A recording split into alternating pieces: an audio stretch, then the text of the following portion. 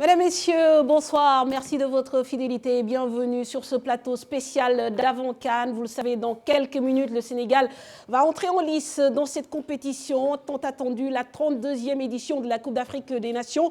mbokk yi ñu ngi leen di nuyu di leen dalal ci plateau spécial bi nga xam ne TFM jagleel na leen ko ci li nga xam ne mooy match bi ñuy waajal suñu équipe nag di équipe bu Sénégal war ci jongante ak Tanzanie yàggatul dara dans moins d'une heure ñu tàmbali li nga xam ne moom la Sénégalais yépp di xaar muy jongante bu njëkk bu Sénégal ci compétition bi di Coupe d'Afrique des Nations ni ngeen ko xamee nag Égypte moo dalal li nga xam ne mooy 32e édition Coupe d'Afrique des Nations boobule. Alors pour m'accompagner dootuma leen présenter miin nga leen gannaaw Coupe du Monde bi ñu génn di 2018 ñëwaat nañu yàlla defal ñu sutura boobu ñu fekkaat ko 2019 Talla Fall nekk nga xam ne cadre ci Génération Foot nekk aussi koo xam ne ci kër gi la bokk Talla maa ngi lay nuyu am mbégte lool dalalaat la fii ci plateau bi. Moi aussi c'est partagé man it maa ngi lay nuyu di la fay di kontaan ci plateau yi ñuy partagé et di def un petit coucou à tous nos téléspectateurs. Alors Moustapha qui vient chaudement, pas fraîchement, chaudement de la Mauritanie moom nga xam ne ren joroon Tafra Zeyn Moustapha maa ngi lay nuyu di la dalal suñu plateau. Mame Fatou maa ngi lay delloo ziar di la nuyu di nuyu aussi tous les téléspectateurs de la TFM di nuyu mon grand Talla. Je pense que c'est un plaisir de le retrouver. Mais c'est partagé. Ça a été une très bonne chose pendant la Coupe du Monde et je pense que nous allons continuer à faire la même chose. J'espère que nous passerons de très très bons moments en vos compagnies évidemment mais également en compagnie de nos lions.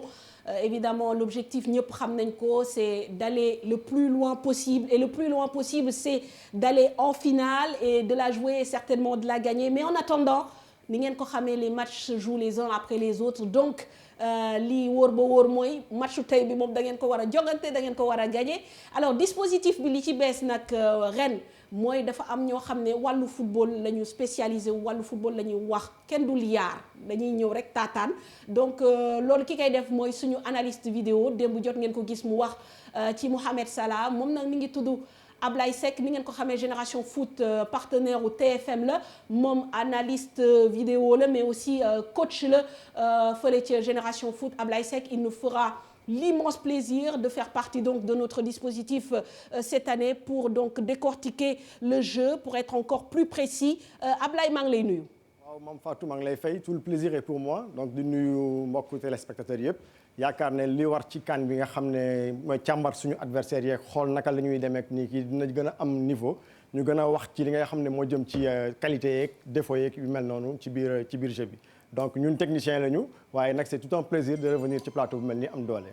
salaamaaleykum. Voilà Ablaye donc on vous retrouve dans quelques instants tey nag li ñu nar a décortiquer pour vous mettre un peu l'eau à la bouche c'est le jeu de la Tanzanie ndax adversaire tamit boo koy dékku foog nga xam ko mais tout de suite direction Caire ndax Caire nag moom fa la lépp di xewee c'est là où nous allons retrouver Mamadou Ndiaye dans quelques instants accompagné également des confrères de la TFM Mamadou yëf yi li des tàmbali bëreetul.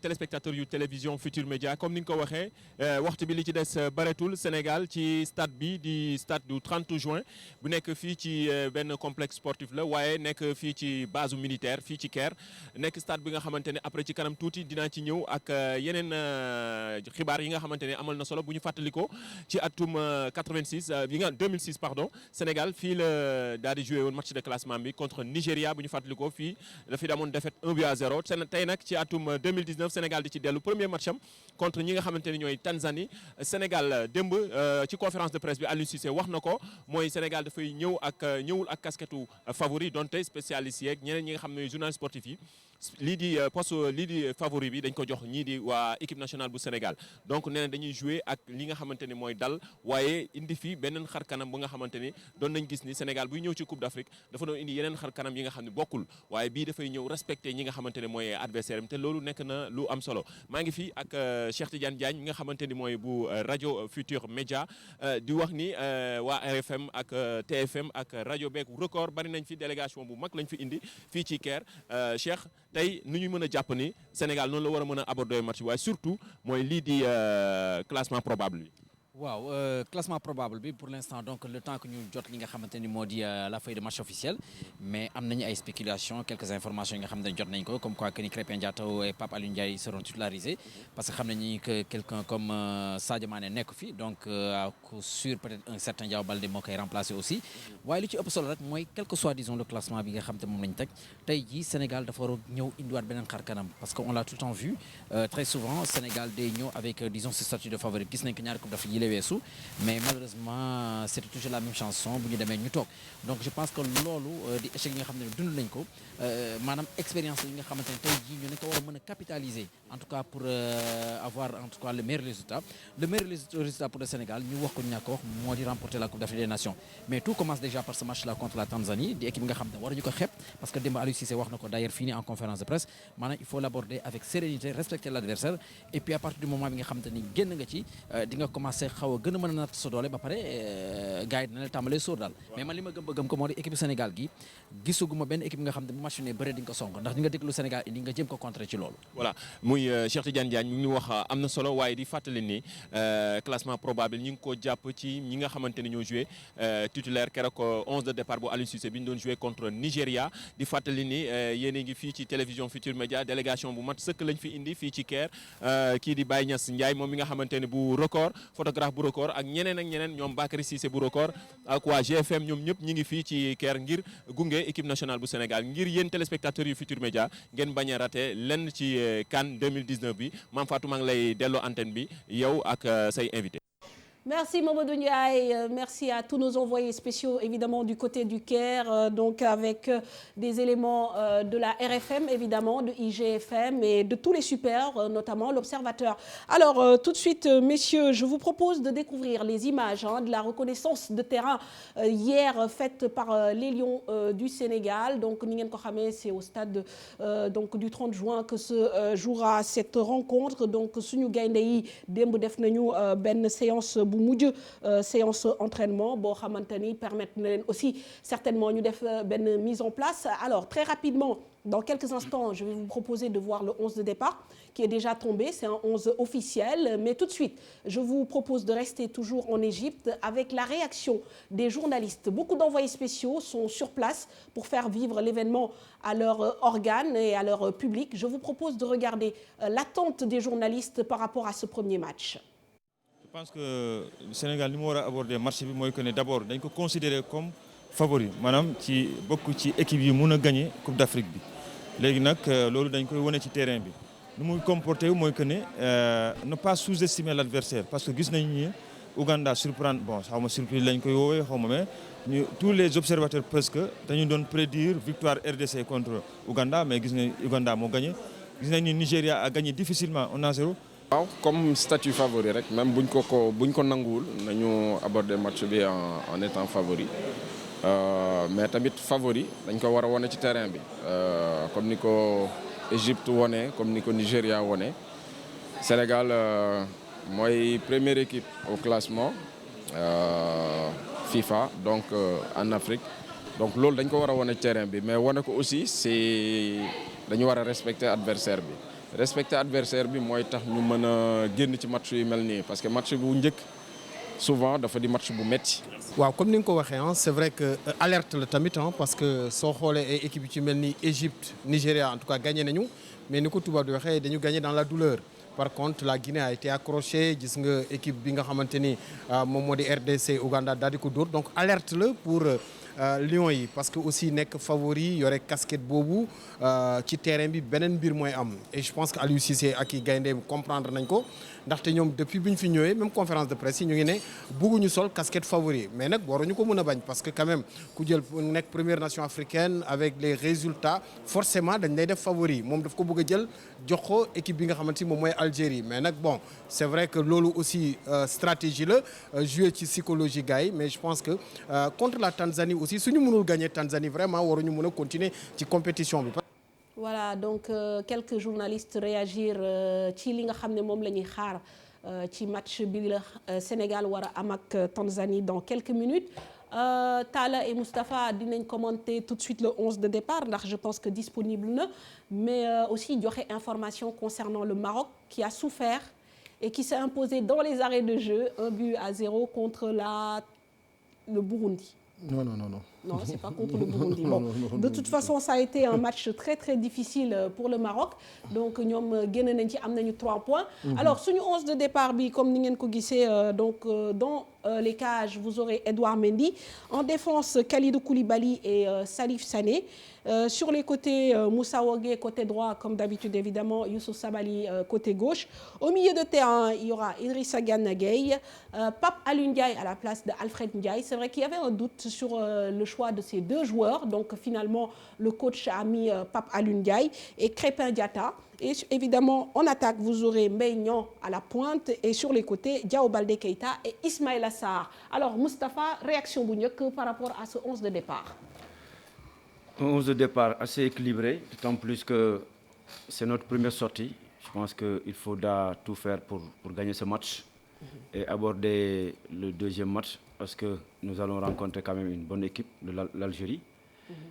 Ça ne signifie pas que la Tanzanie n'est pas une équipe à prendre au sérieux, mais dans ce genre de compétition, il faut surtout faire une entrée en matière quand même assez satisfaisante pour permettre de se qualifier pour le second tour.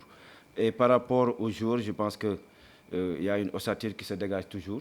Donc il y a un groupe qui a joué pratiquement la Coupe du Monde, à part peut-être Pape Alioune Ndiaye qui a pris la place d'Alfred Ndiaye, je pense que, et peut-être Krépin Diatta, la majeure partie de ce 11 de départ sont pratiquement les mêmes durant la Coupe du Monde. Très bien. Alors Talla, sa réaction qui 11 de départ bi Aliou Cissé proposé avec l'animation aussi, peut-être que ça peut être intéressant xool nan la ñuy footballer. Comme ni ñu ko mën a waxee parce que 11 la boo xam ne déjà am nañu ay automatisme yàgg nañu nekk donc xamante nañu. Donc Krépin moom lañ ci yokk tey ci milieu terrain bi parce que loolu mooy li ñu gënoon soxla. ci milieu terrain boo xam ne un milieu terrain assez percutant. boo xam ne dina porter ballon bi dina mën a éliminer dina mën a créer surnombre. donc tey milieu terrain boobu yaakaar naa ne et puis am Idrissa Gana Gueye boo xam ne dafa am position avancée. dootul doon sentinelle. di nekk kuy relancer tout le temps. Mais léegi dafay jouer dans une position beaucoup plus avancée. Donc ça nous donne beaucoup plus de... Ça va être le rôle de Pape Alioune Ndiaye. Voilà, ça nous donne beaucoup plus de solutions. Et Pape Alioune aussi tamit abattage am ak technique am aisance technique bi mu am. Ça nous permet vraiment d'avoir du jeu. Et loolu la ñu mës a di souffrir ci équipe bu Sénégal. dañ daan manquer de jeu. Mais aujourd'hui milieu terrain bi ñu am. Franchement c'est des garçons techniques yoo xam ne ku nekk mën nga def le jeu mën nga ko porter et donc je pense que on a les outils vraiment qu'il faut pour pouvoir vraiment faire un bon match. Tout à fait. Donc en dehors de Sadio Mané bi bokkul ci 11 de départ bi ce 11 là moom le Sénégal jouait contre Madagascar Stade Lat Dior de Thiès et c'était la première titularisation de Krépin Diatta à l'époque et ce jour-là quand même on avait senti un mieux par rapport ak li nga xam ne mooy préoccupation sénégalais yi mooy notamment la conservation de balles donc 11 bi le départ lo Sadio Mané étant suspendu je pense qu'il a pris le choix jël Diao Baldé Keita ak Ismaïla Sarr pour ñu animer le jeu sur les côtés et mettre donc en pointe ki nga xam ne mooy Mbaye Niang alors comme temps bi xam naa li ci des du bëri il nous reste à peine une demi-heure on va aussi s'intéresser à l'adversaire Talla et Moustapha waxtaan ci adversaire bi loolu moo ñuy may d'ailleurs dans quelques instants ñu nekk ak ki nga xam ne mooy Ablaye di suñu analyste vidéo comme ni ma leen ko waxee nga xam ne am na ay wàll ak ay fànn ci jeu bi dinañu ko gën a mën a expliquer gën ñu ko mën a expliciter mais balaa loolu ngeen xam ne rek Tanzanie bi mooy deuxième participation à une Coupe d'Afrique ndax gannaaw 1980 la fa njëkk dem mais depuis lors ñëwaatul ba ren jii nii en 2019 nekk 131e au classement FIFA ñoom nag ci groupe L bi lañ nekkoon donc ci éliminatoire de la CAN yi nekkoon deuxième du groupe ils ont terminé donc les Taifa Stars derrière l'Ouganda avec 8 points si éliminatoire yooyu nag ils ont eu 2 victoires concédé 2 défaites et puis am ñaari match nul ñoom nag dafa mel ni li ñu daloon en 1986 moo leen dal ndax en 1986 Sénégal ba muy dem Caire dañu nekkoon di wax écoliers yi élèves yeeg Sénégal ñëpp nañu cotiser. ñoom nag Taifa Stars yi ren seen gouvernement dafa ne xaaraatuñu woon ni dinañu qualifié wu Coupe d'Afrique. donc comme yëf yi nee na këtt ne jon donc ñu wax population tanzanienne bi nañu mettre la main à la poche looloo tax ñoom ñëpp ñu wax leen ñu cotiser donc li ñu bëgg ci ñoom mooy bu ñu ko dajalee mu mot $436 000 donc loo xam ne la xaalis bu takku la et donc la vice-présidente de l'équipe de la Tanzanie en tant que telle nee na bon amuñu xaalis mais nous allons tout faire pour les soutenir financièrement alors donc bu fekkee ni Ablaye disponible na on va quand même essayer de discuter à distance donc pour joxe un peu les forces et faiblesses de cette équipe tanzanienne mais en attendant Talla et Moustapha équipe buy dem nag di ñaan xaalis moom ça fait un peu tiquer. waaw surtout ci jamono ji ñu nekk nii. waaw mais xam nga loolu yëpp mi ngi nekk ci ku gëj Coupe d'Afrique depuis 1980 boo toogaatee ba 2019. donc lu mu ne mën na ne parce que ñun it kañ la ñu gëjoon Coupe d'Afrique. bi ñuy wax naan Asmara moo fi desoon. 68. après 86. ñëpp ku nekk écolier yëpp ñëpp ku nekk joxe woon. après ci la ñu xam naka la ñuy demee Coupe d'Afrique naka la ñuy organiser woo. lan mooy jël ay yenn dispositions yi ci wàllu logistique. xam nga ñoo xam ne ñoo fay jiitu dem fa xool site yi inspecter xool jàngat ci dara ñëw parce que Sénégal dafa dem ba nga xam ne léegi dafa miin bay def ay chambres individualisées. personnalisées donc ce qui veut dire que ne léegi on a gagné en expérience. on a évolué. donc yooyu yëpp dafa doon loo xam ne donc ñun tey am nañu ay acquis. parce que président Augustin Senghor mi ngi koy wax. nee nañu léegi nag am nañu expérience Coupe d'Afrique. tout à fait effectivement donc léegi dara mënutu leen bett. mënutuñu wax ne lii yëpp fooguñu ko woon. non côté boobu moom je pense que ni léegi donc ñooñu nag tey bu ñu tolloo foofu tamit. on est aguerri ñoom tamit dañuy màgg rek voilà ñaan nañu yàlla di defaat. alors ñu retrouver Ablaye Seck mbokku Moustapha Seck alors Ablaye ñu ngi lay delluwaat nuyoo yaakaar naa ni jàng nga un peu ni ñu koy waxee. le système de jeu de la Tanzanie en donc plusieurs étapes donc man déjà bëggoon naa ñu wax justement sur ce premier point nan la Tanzanie di footballer. waaw Mame Fatou Tanzanie sur les 6 derniers matchs sur les 10 derniers matchs ils ont été très constants ci benn 4-4-2 ñaar ak ñaari attaquants yu taxaw ci digg bi mais li ma gis ci seen match entraînement seen match bu mujj de préparation contre l'Égypte dañ ci yokk leneen. muy ils ont amené benn 4-2-3-1 bu xaw a niroog bu Sénégal. bàyyi kenn ci kaw bàyyi benn numéro 10 ci digg bi. loolu la ñu ñëw xool lu tax ñoom ñu def loolu ak lu tax ba ñu bëgg a préparer Sénégal noonu pour yombalal seen demin. donc ñu dem ci système de jeu bi bu ñu ko xoolee seen match contre Égypte nga xam ne moom la ñu jël comme match référence on voit nettement seen disposition. on a 4 défenseurs derrière clairement 2 milieux récupérateurs devant la défense. 3 milieux offensifs, notamment le capitaine, et qui est un peu en avant. Voilà, donc c'est un 4-2-3-1, boo xam ne sûrement pour préparer Sénégal kese lañ ko indee mais un système très flexible parce que bu ñu ko ñëwee ci biir jeu bi on voit que seen 4-4-2 bi aussi dañu koy am donc ils parviennent à tout moment à faire revenir les 2 attaquants ci kaw li leen di permettre ñu am 2 attaquants ci kaw mooy flexibilité boobu di leen jëlee ci 4-2-3-1 indi leen ci 4-4-2 bi nga xam ne moom la ñu xam bàyyiwuñ lu ñu xam dañu yokk ci xar mi karaw pour mën ñoo préparer muy loo xam ne jàng nañ ko mu net léegi nag description bi ñu ciy def te mu leer pour gën a leeral mooy taxawaay bi ci càmbar nii lay demee 4 défenseurs 4 milieux de terrain 2 attaquants ak espace boo xam ne nag fii ku jouer 4-4-2 xam nga ne fii problématique la muy problématique boo xam ne adversaire bi bu téyee bal bi fii mën na la xëcc nga génn bu la xëccee nga génn mën na jot benn joueur entre les lignes loolu nag la ñuy daw ci football Sénégal ndax xam nañ suñuy joueur xam nañ ñun suñuy qualité donc ñu préparé ko lii moo la ñuy def ci diggu match bi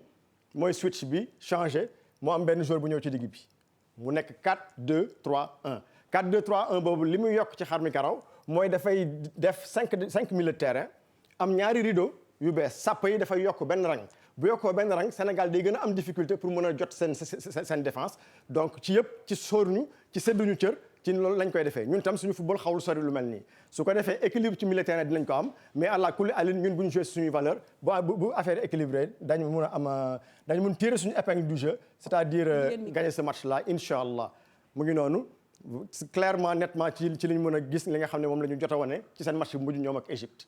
Ablaye donc loolu si wàllu système de jeu bi la leer na maintenant il faut qu'on parle aussi de l'animation défensive. Voilà lan mooy animation défensive wu Taifa Stars yi. waaw seen animation défensive dañ ci jël ay kii bu ñu joué seen 4-4-2 boobu nga xam ne léeg-léeg mu nekk en losange léeg-léeg mu nekk en triangle li ñu njëkk a jàpp mooy par exemple ci exemple bi nga xam ne moom la ñu jël fii.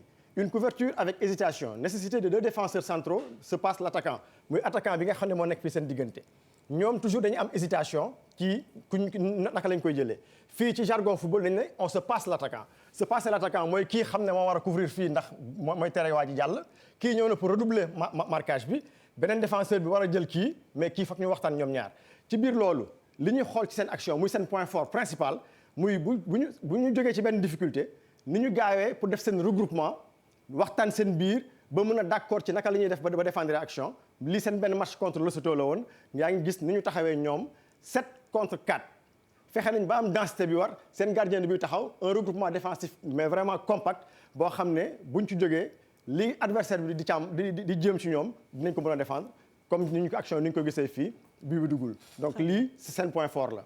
alors réaction de Moustapha très rapidement gis naa la ngay def nii. waaw xam nga maam ci équipe moom ak nu mu mën di jouer système de jeu bu mu mën di teg li ci am solo rek mooy bu moomee ballon bi ak bu ñàkkee ballon bi bu moomee ballon bi nan lay def pour yóbbu ko nu mu gën a gaaw ci surface de réparation adversaire bi su ko ñàkkee aussi nan lay def ba créer benn densité pour mën a muur kaam.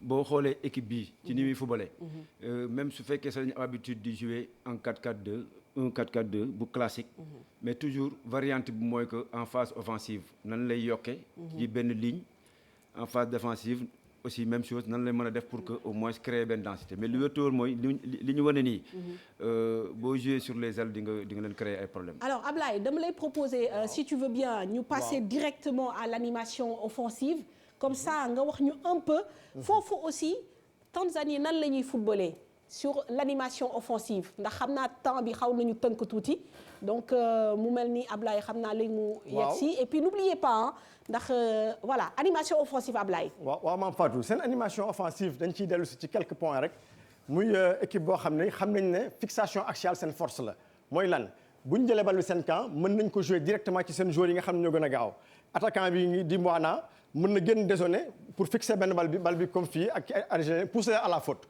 Il a des courses courbes il a des courses yoo xam ne moo koy permettre à chaque fois bu recevoir ballon bi mu mën a fixer benn côté changer beneen côté pousser la à la faute fii égyptiens yi dañ ko jël ci kaw ñun lii mooy li ñu war tey jii ni Aliou Cissé def indi ñoom Pape Aliou nga xam ne ñoo gën a gàtt moo gën a mën a yomb ci ñun pour ñu mun défendre genre point fort bi nga xam ne am nañ ko muy ay courses arrondies tey jii boo indee am njool dafay def faute à la Koulibaly Aliou man lu ma doon ragal la avec le milieu qu'on a amené j'ai moins peur de ce jeu-là et de toutes les façons je pense que le Sénégal pourra répondre correctement à ce point fort-là. Maintenant beneen point fort bi ñu am mooy ils savent alterner attaque placée attaque rapide loolu mën nañu ko bu leen neexee ñu def attaque placée muy bal bi di daw bu leen neexee ñu contrer nu mu gën a gaawee ci lu leer équipe la boo xam ne ku ko xeeb mën na la indil problème su ko defee lu ñuy gis fii mooy dans le jeu que ce soit en défense bu ñu dans la sortie de balle que ce soit dans la finition ils ont la capacité de jouer long de jouer court de jouer en alterner attaque placée attaque rapide et de nous faire mal si on leur permet. Voilà mon Fatou un peu quelques points forts qu'on peut le reconnaître sur le plan offensif. Mais Ablaye, on peut pas terminer sans pour autant parler quand même de la principale arme de cette équipe tanzanienne muy Samata évidemment le joueur de Genk kooku moom il faut que ñu def ci taxawaay ndax boo nekkee Belgique bokk ci meilleur buteur au championnat bi ñëw war a bokk ci jongante boo xam ne Sénégal war na am ak waa Tanzanie il faut kooku ñu taxaw ci tuuti. voilà Mbwana Samata mu nekk joueur boo xam ne bi ñuy commencé bi ñuy càmbaree équipe bi moom lay gën a xalaat ak suñu joueurs yi nga xam ne dañoo njool dama doon xalaat un Alfred wala même suñu défenseur ak yooyu moo am ay courses courbes mën leen sonal. Aujourd'hui avec l'équipe que Aliou Cissé que j'entends que moom la Aliou Cissé teg muy avec ñoom Pape Aliou Ndiaye Idrissa Gana Gueye qui se connaissent très bien depuis l'enfance depuis l'âge de 12 ans et ainsi que Crépin qui sont un peu plus courts que ñi ci des en tout cas en termes de gabarit je pense que ces courbures-là vont être beaucoup plus facilement gérables donc ñu présenter un peu Mbwana Samata un joueur mais vraiment très percutant beaucoup de force beaucoup d'intelligence. Mon Nekni, c'est le numéro 10 qui s'est fixé, qui s'est dribblé, qui sait faire mal quand il le faut. Donc, chercher la brèche, tout le temps dans la réflexion, mais sur un départ aussi, pour mon dem. Maintenant, le football, moi, Belgique, équipe de Genk, le dernier but qu'il a marqué en championnat, avec une fixation de la défense, Bagaï ne goal but, Moutaf Koti de deuxième poteau. Excellent joueur sur qui il faut compter sur cette canne-là, parce que de toutes les façons, il aura son mot à dire. À nous à être bons pour le contrer, et en tout cas pour faire ce qu'il faut. Là, il marque au second poteau, pour dire que sa qualité est vraiment essentielle pour son équipe.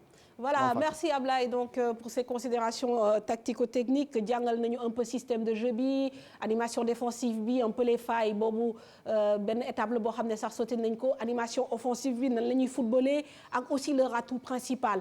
Mais fi may rebondirai Talla et Moustapha, c'est ce qu'il a dit, c'est-à-dire qu'aujourd'hui par rapport à ce genre de jeu, Sénégal dafa melni wadjal na bopam déjà wàññi gabarit au niveau du milieu de terrain. Et surtout par rapport à l'arrivée de Pape Alioune Ndiaye, je pense que si on doit jouer avec un 4-3-3 ou un 4-2-3-1, comme on a l'habitude de le dire, c'est Gana qui va être la pointe. Okay. Donc, parce que Pape Alioune Ndiaye est un peu plus offensif, Crépin aussi est un peu plus offensif. Okay. Et je pense que ces trois milieux de terrain-là, amnañu OFA bo xamni même su fekkee Tanzanie dañuy jouer directement donc sur les balles longues. Deuxième ballon, on a des défenseurs qui peuvent les gagner en l'air et pour permettre surtout à nos milieux de terrain très vifs, très véloces de récupérer le ballon pour attaquer. Très bien. Là où je ne te suis pas, c'est-à-dire que lors des dernières sorties du Sénégal, c'est-à-dire que Pape Alioune m'a joué sentinelle. C'est-à-dire qu'aujourd'hui, ce que nous cherchons, c'est que Idrissa Gana dans une position beaucoup plus avancée.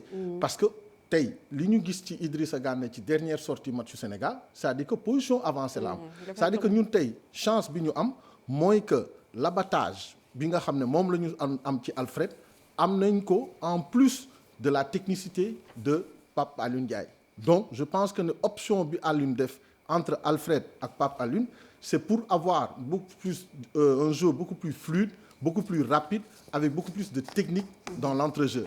Parce que lolo devrait permettre à Idrissa Gana, dans une position plus avancée, de jouer plus dans la verticalité. Parce qu'on a eu à reprocher souvent Idrissa Gana, comme quoi il jouait tout le temps derrière. Et donc aujourd'hui, dans une position plus avancée, je pense quand même que ça doit lui permettre de pouvoir mieux s'exprimer, de montrer son talent aujourd'hui, qui ne dit pas son nom. Parce que s'il est aujourd'hui convoité par les grands clubs, c'est parce qu'on sait que ce garçon-là regorge, par exemple, de qualité. Mais alors, oui, très rapidement. Ça dépend toujours de la combinaison entraîneur militaire. Parce que aussi, Pape Alioune Ndiaye, il peut être un milieu de terrain défensif, mais il est beaucoup plus offensif comparé à Idrissa Gana Gueye. Et aujourd'hui, durant la Coupe du Monde, Aliou a eu à faire une combinaison, c'est-à-dire Alfred Ndiaye et Idrissa Gana Gueye. Pourquoi? Parce que Alfred, il a beaucoup plus le flair de faire des passes longues comparé à Idrissa Gana Gueye, qui a tripoté ci le gën a mën. Et un peu plus d'impact physique. Ouais, bien sûr. Et là, par exemple, par rapport à des petits joueurs comme les Tanzaniens, qui ont un centre de gravité beaucoup plus bas, donc aujourd'hui, il faut avoir des joueurs beaucoup plus véloces et beaucoup plus vifs. Évidemment. Qui peut te permettre, par exemple, d'avoir plusieurs choix, plusieurs possibilités dans le marquage, surtout. Tout à fait. Et donc, de ne pas être en retard sur les interceptions, sur les anticipations. Et donc, je pense que sur ça aussi, Alioune a dû se dire que ces garçons-là sont rapides, sont vifs, sont véloces. Et donc, ça peut me poser des problèmes. Avec des joueurs de grand gabarit dont on dispose. Donc, jouer avec des garçons comme Crépin, Idrissa Gana et Pape Alioune peuvent tenir tête. Je pense que vous dites la même chose pour le coup. Alors, waxtaan football neex na lool waaye buñ la ci bolé les koppar da ngay gëna kontaan. Donc n'hésitez pas à nous appeler. Dañ leen koy may. Amul tirage au sort, amul dañ leen koy offrir. Il y a des enveloppes de 25, 50 et 100 000 francs. Mais li ci gëna neex, il y aura une enveloppe de 1 million. Mais ça, c'est une mise qui va être sur la CAN.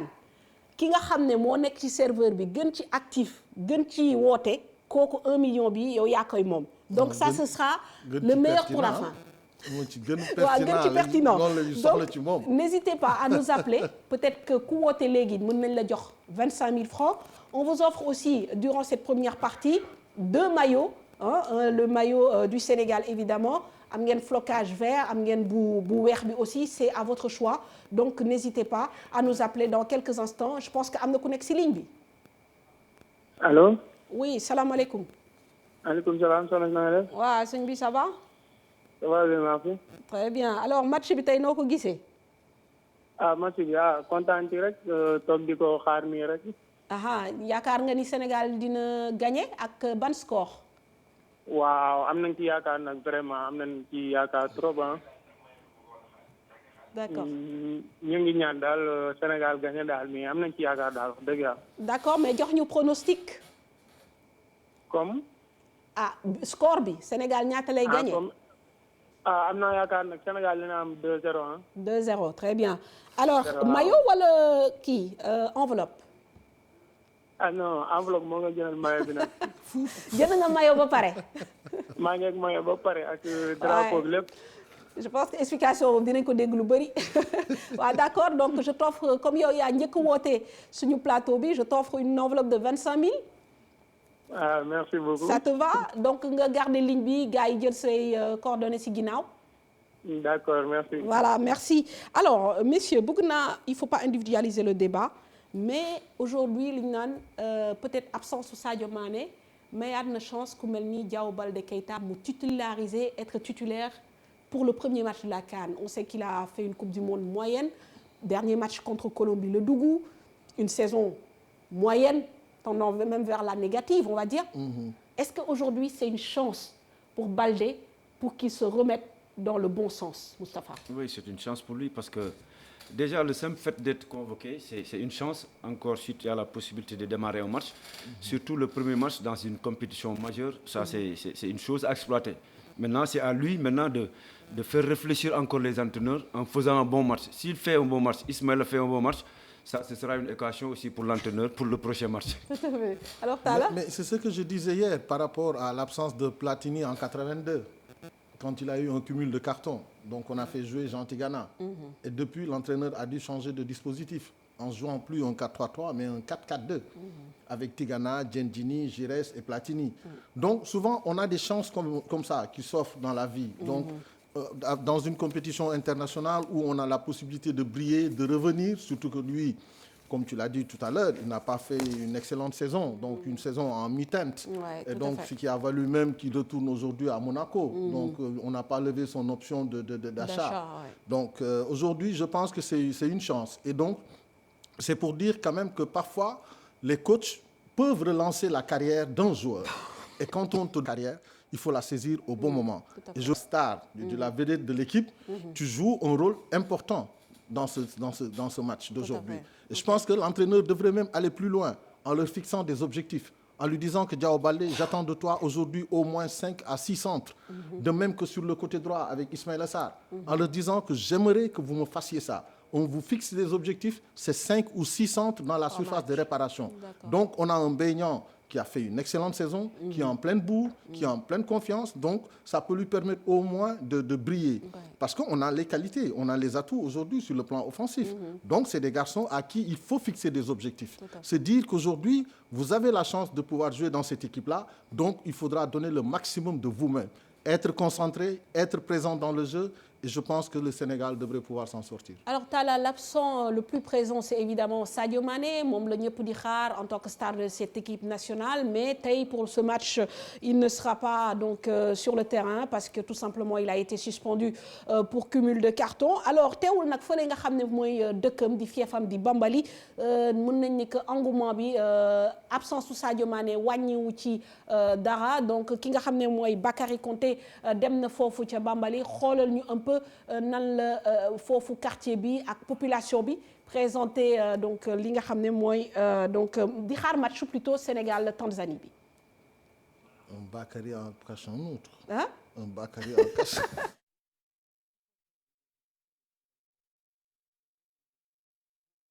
Kan mooy tëdd nii Pape Alioune Ndiaye, mais il sera bien présent durant la rencontre. On va aussi parler d'un autre joueur, comme on me dit que l'élément n'est pas prêt, c'est Krépin Diatta. C'est vrai que son arrivée a suscité beaucoup de polémiques. Au final, il est là, et puis depuis qu'il est là, il joue titulaire. Moi, je pense qu'il fallait planifier son arrivée dans cette sélection. il était encore jeune, il a eu à faire les sélections jeunes. Le plonger déjà dans cette équipe, ça aurait pu être suicidaire pour lui. Je pense que Aliou a eu à bien le gérer, voir aussi par rapport à son poste, par rapport aussi à sa forme du moment, parce qu'il y a eu des moments où on le faisait jouer comme latéral droit dans son club. Il ne fallait pas se précipiter. Maintenant, il est là. Je pense que c'est à lui d'exploiter quand même sa titularisation. Mais moi, quand j'entends dire que le garçon, c'était précoce de le faire venir très tôt, moi, je trouve que Abdoulaye, Moustapha, en tant que coach, le talent n'a pas d'âge. Un garçon qui est bon, tu le mets dans le groupe, tu l'intègres, qui commence à apprendre. Beaucoup l'ont fait dans le passé. Donc, je pense qu'aujourd'hui, au Sénégal, quand tu vois des garçons comme Mbappé, comme Ronaldo en Brésil, en Coupe du Monde 90, il était déjà là-bas comme remplaçant. Après, il a joué la Coupe du Monde 94 comme titulaire. Donc, il y a des choses, parfois, c'est le temps qui urge, ça presse. Donc, excusez-moi, je connais bien ce gosse, ce joueur, parce qu'il était dans l'équipe de Oslo de Youssouf Fall. Et je me rappelle très bien le premier jour qu'il a quitté la Casamance pour venir ici. Ce jour-là, je l'ai trouvé chez Youssouf Fall. C'est pour encore dire qu'il avait un cursus par rapport à sa formation. Il a eu à jouer dans les sélections jeunes. Comme capitaine. Même sans capitaine. Mais il sortait du lot. Je pense que oui, et il sortait du lot. Il y a un processus de formation. Même en partant en Europe, il avait encore beaucoup de choses à apprendre. Le Sénégal, par exemple, a la chance aujourd'hui d'avoir des joueurs qui jouent dans le même club. Mbaye et Ismaïla Sarr, ils sont ensemble à Rennes. Je pense qu'il y a des automatismes. Ismaïla a eu à faire plusieurs catégories. Et quand il devait intégrer l'équipe nationale, ça a été vraiment... Non, là, je ne suis pas d'accord parce qu'Ismaïla Sarr, juste après avoir quitté le Sénégal, 6 mois après, on l'a appelé en équipe nationale. Donc, il n'y avait pas besoin d'attendre. C'est-à-dire qu'au moment où il était là, il avait montré à la face du monde qu'il était capable d'intégrer dans cette équipe-là. Donc, il n'y avait pas eu... Et pourtant, 2 ans après, même après être parti à Rennes, les gens te disaient qu'il avait encore beaucoup de déchets techniques. Et il a fallu cette année que les gens gomment, par exemple, certains défauts chez lui pour vraiment voir un garçon rayonnant sur le plan du jeu. Mais Ismaïla, jusqu'à preuve du contraire, il y a des gens, des spécialistes qui te diront qu'il a encore beaucoup de déchets. Tout à fait. Mais ça, c'est le rôle d'un entraîneur de faire progresser, par exemple, un joueur. Quel est le joueur qui a toutes les qualités? Non, autant on est fort quelque part, on a des lacunes quelque part. Il faut voir maintenant comment améliorer ces lacunes pour devenir quand même un joueur complet. Tout à fait. Mais Koumelni Crépin, vous pensez que son apport sera important par rapport à profil? Parce que bon, c'est un peu là où je dis que à un moment donné, c'est vrai qu'on a voulu décaler sa venue, mais son profil est aussi relativement rare dans cette équipe nationale. D'ailleurs, le coach disait, maintenant j'ai des profils de joueurs qui peuvent me permettre de jouer, etc. etc. Donc, mais attention, Mamfatou, moi je pense que durant la dernière CAN, le Sénégal a eu à jouer le meilleur football. Et quelle a été la suite? Aliou, durant son magistère, depuis le début, il gagnait ce match. Les gens disaient que oui, l'équipe gagne sans convaincre. Maintenant, est-ce qu'il faut prioriser le jeu de possession? C'est le même effectif qui a été en Coupe du Monde. Très bien. Je dis, est-ce qu'il faut... Oui, non. Ça veut dire que tu as parlé d'une bonne participation à la CAN, mais en Coupe du Monde, c'était le même effectif et on a vu le résultat. On ne parle pas de la même chose, je pense, là. Non, parce que tu me parles d'un groupe. Et, par exemple, de l'éclosion de certains joueurs, par exemple. Mais aujourd'hui, ce même effectif-là est parti en Coupe du Monde. Oui, mais ça ne veut rien dire. Tala, je pense que... Laisse-moi terminer. Je pense qu'aujourd'hui, quel est le joueur dans ce groupe-là qui joue dans un club qui pratique un football dominant? Nous sommes tous les clubs. Si tu gagnes Sadio Mané à un degré moins Diao Baldé qualité, et peut-être Kalidou Koulibaly, les équipes qui jouent, c'est des équipes qui ont les entraîneurs mettent en place un jeu défensif.